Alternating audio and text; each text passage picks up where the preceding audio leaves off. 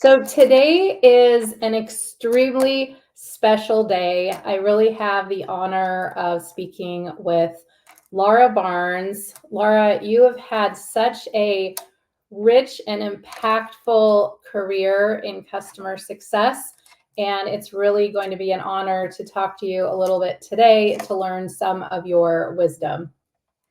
Thanks. No, I appreciate the time, Sheryl. It's great. Of course.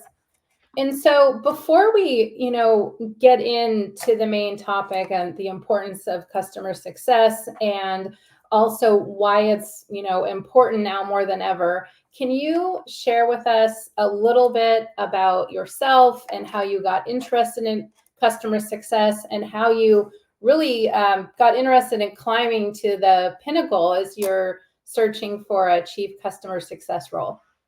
Sure. I've been in customer success a good 15 years. Previous to that, it was called client services. But going into working for SaaS companies, that's where customer success really came into its own. And I've had multiple roles at very big companies like Microsoft and Facebook and Oracle. And over the past few years, 7 years, I've been working at Sitecore and I built everything from scratch. So going in and actually building the whole team through to the whole operational structure and how it operated within the business, within sales and working with product. And marketing and the whole post-sales organization. So that's where my real passion is. And I represent the customer in the business. And I take that very seriously from an end-to-end perspective. And one of the biggest projects that I think many SaaS companies need to do, and not many of them really understand this yet, is to really understand that customer journey from end to end. And that's what I've really been focused in on, and building out value realization frameworks to ensure that the customer is getting value, and that the customer just goes through a process of renewal at the end, and the customer is actually looking at buying and utilizing the product to where it needs to be. So that's where my real passion is, and leading people, building teams of high performing teams, and also ensuring that those high performing teams are growing in where they need to grow as specific individuals for their own development, and really basically setting those people up for the next level that they're going to go into beyond under my leadership. Yeah, that is so important. And so, can you help us understand what if these things aren't in place? What are the consequences? Because it seems like without having a deep knowledge of customer success, I do on a small level, but not on this large scale that you've been in charge of. And so it would seem that it's extremely important, for renewals and for people that already know, like, and trust you. But what are some of the consequences if you don't have some of these things in place that you're talking about? The relationships are so incredibly important with these customers, and really understanding what they're trying to achieve and really taking them on that journey to help them achieve it.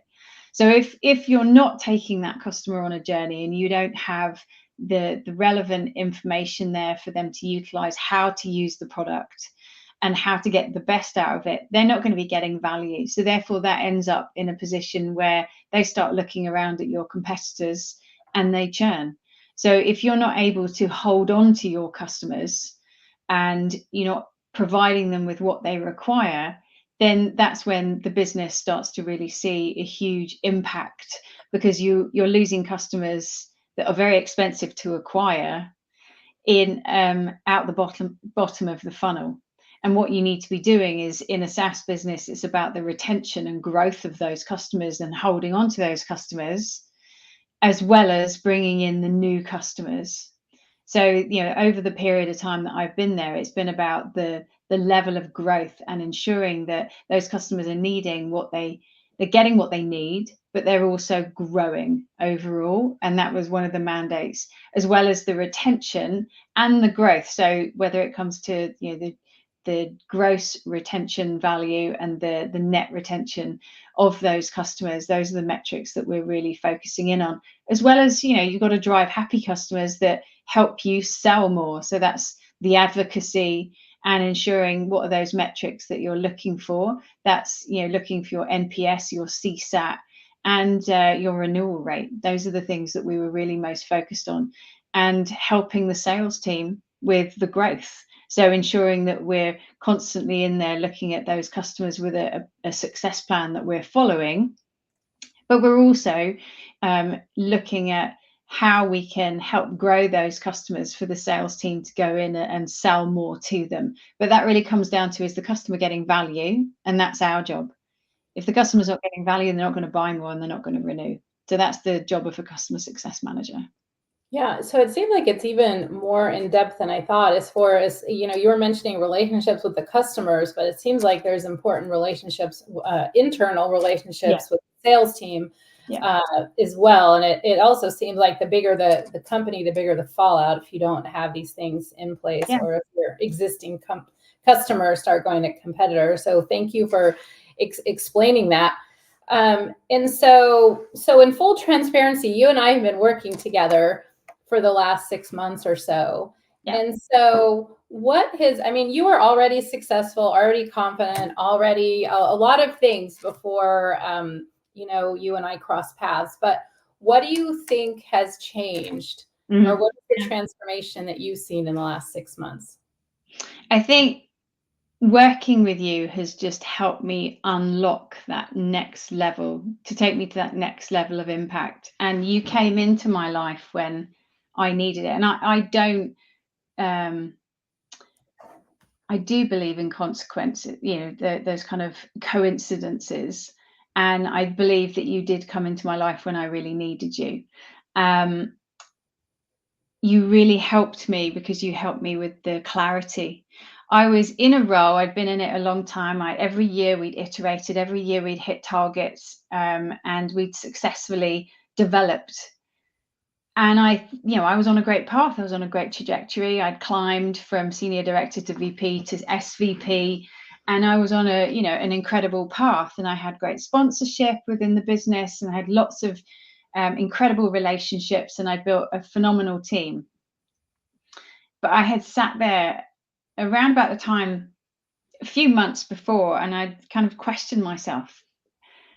Am I in the right place? And I think when you start to question yourself on that, you need to kind of know that there's your intuition saying, perhaps you should be looking at other things. Perhaps there are other things that are out there that perhaps you're needing to just open your eyes and see. And I think your frameworks that you took me through just were incredibly positive for me to gain clarity. And it was hard, just what do I actually want? Defining that out and then believing that it was actually possible was something that you took me through, because there were times I didn't believe it. And then you start to really unpick the story. Like, why do you want those things? How are they feasible? How are you going to go get them? And it, for me, there's the clarity piece, but then there was the confidence that overlaid it. And that was another real layer that you helped me define. And, it's defining what's possible, but then how are you going to go and achieve that? And, working out who is influential. So the influence piece as well. So who's influential to my story, and who can help me on that journey as well. And that's when, obviously your network comes into a big play. Because I think with women in leadership, you need to be exceptional and you need to stand out all of the time. And so you need to be prepared, because you're up against, you feel, and you are up against, a lot of male counterparts, and you need to stand out all the time. So you've got this built-in DNA, if you're very ambitious, to push yourself and strive towards, that better, that goal, and you need to show up. And sometimes that is hard. That is hard to position yourself, and you have to be resilient, and you do get knocked down, so you need to pick yourself up and go again. But when you get to a point where you feel you're doing okay, but that goal of chief customer officer or whatever role it's going to be called is just that little bit too far, how do you get there? And you really helped me work out what that goal would be and how to go and get it. So yeah, absolute clarity was something that you really helped me with. So thank you. Oh, you are absolutely welcome. And yes, there's a proven process to gain clarity around what's next. But you also really hit the nail on the head that it is not easy. I mean, it's really looking into your soul, looking into your heart, your gut, and following a process that is sometimes scary and that not everybody is going to push you to do. But you did the work. So I want to really commend you for that. And so we talked about my proven process for determining what's next, but let's talk about what is next for Lara Barnes. Yeah, it's absolutely, it's now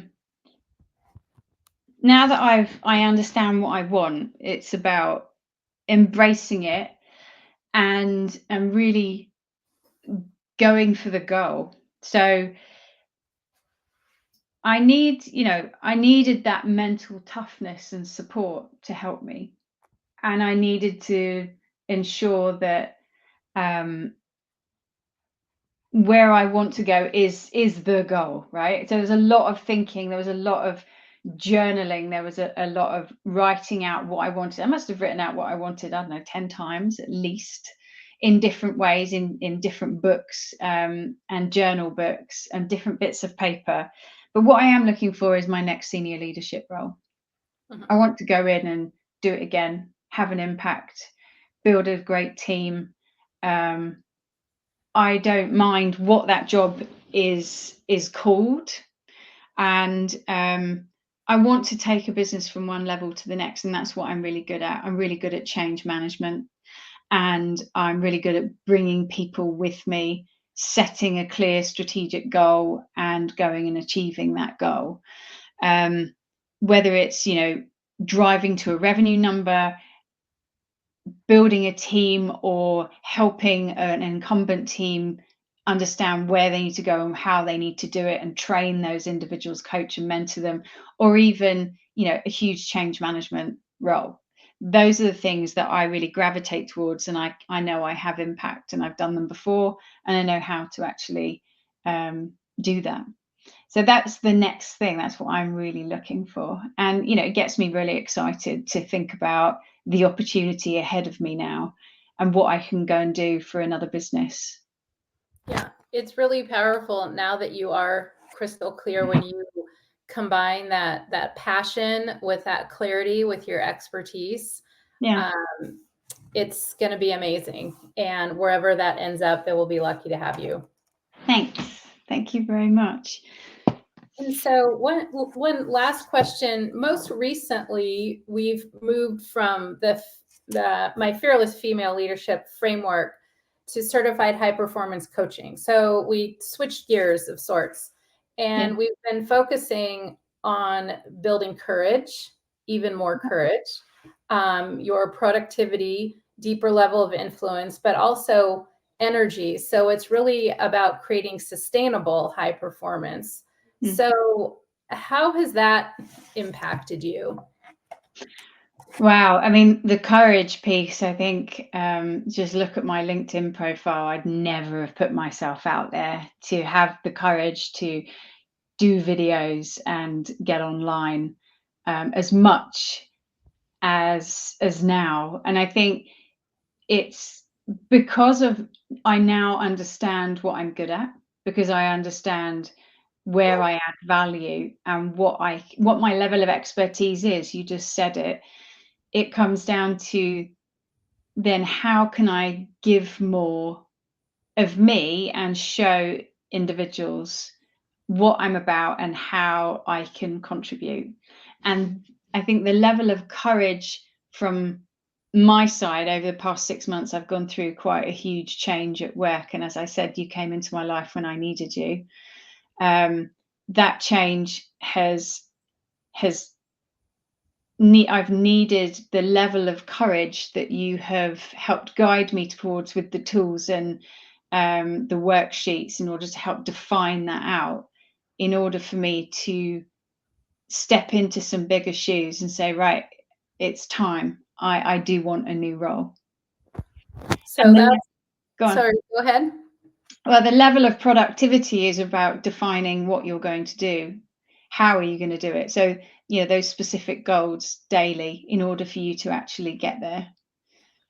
Yeah. And also it's interesting because there's no doubt that you're probably one of the most productive people I know, but before we met. However, it's a different type of productivity. It's productivity in actively going after what you want, what is in your gut, what is in your heart, what is in your soul. Yeah. Once you've gained clarity on it, because it is so easy to remain busy or be very productive, but going in the wrong direction. Well, you And can so be I very want to commend productive. you for You can be very productive for your company and you can deliver your goals at your company, but you're not very productive for yourself. So, in terms of how you build your own brand, where you want to go in your career, and what are those specific things? How do you actually get there? Those are the things that you don't spend enough time on when you're very productive at work. You're not thinking about yourself enough. And that's, a big learning for me too. You're right. All right. Well, Lara Barnes, the future is looking bright for you. I'm super excited. It's been an honor to spend the last few minutes with you, and obviously the last 6 months. I'm inspired by you, and I can't wait to see how the future unfolds. Thank you. I do appreciate it. It's had a huge impact on me. It's been, a journey that I've been on, but, it's given me such clarity. So thank you. Thank you. It's really been an honor.